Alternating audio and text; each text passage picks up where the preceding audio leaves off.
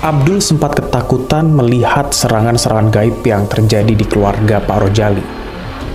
Karena makin kesini, serangan itu bahkan menyerang istri Pak Rojali.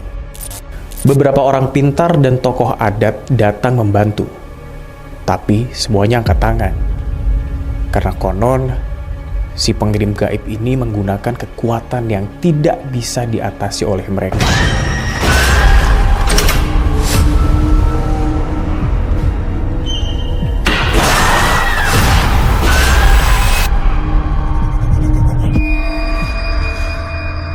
Halo kerabat Nightmare, saya Arman. Selamat datang di Kismis, Kisah Mistis. Kisah mistis kali ini dialami oleh Abdul, seorang perantau dari Jawa. Dia sudah tinggal selama 2 tahun di Sumatera. Dia adalah seorang lulusan D3 yang mencari pekerjaan kesana kemari, namun masih belum diterima sebagai karyawan kantoran. Hingga suatu ketika, Abdul diajak oleh pamannya untuk merantau ke Sumatera. Di sana, dia bekerja sebagai seorang sopir untuk juragan karet di Sumatera. Pak Rojali, dia adalah bosnya Abdul. Dia punya seorang anak bernama Dina.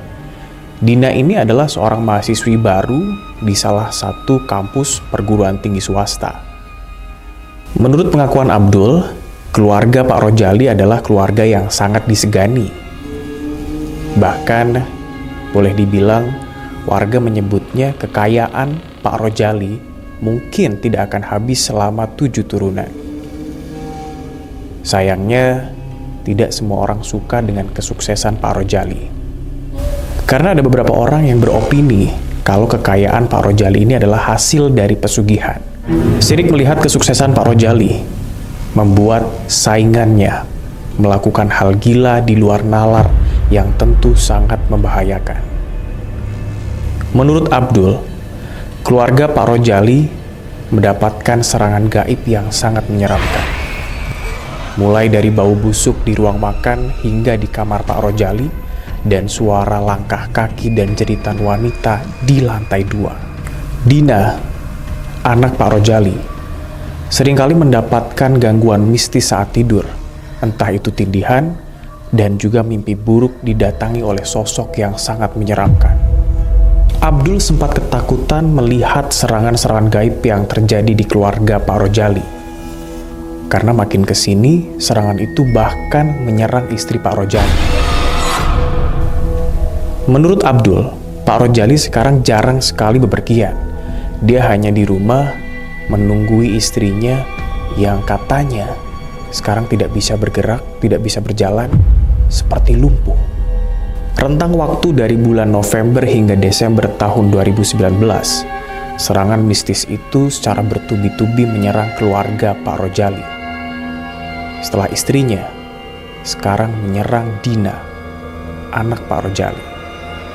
Dina yang awalnya riang dan juga ramah, kini berubah menjadi sangat murung. Bahkan bisa dibilang ke arah paranoid. Dia ketakutan ketika bertemu siapapun. Bahkan, ketika melihat Pak Rojali, mata Dina selalu melotot dan berteriak ketakutan. Padahal, jelas-jelas Pak Rojali adalah ayah Dina sendiri. Beberapa orang pintar dan tokoh adat datang membantu. Tapi semuanya angkat tangan. Karena konon, si pengirim gaib ini menggunakan kekuatan yang tidak bisa diatasi oleh mereka. Melihat kejadian ini, Abdul pun merasa prihatin. Dia tergugah untuk membantu.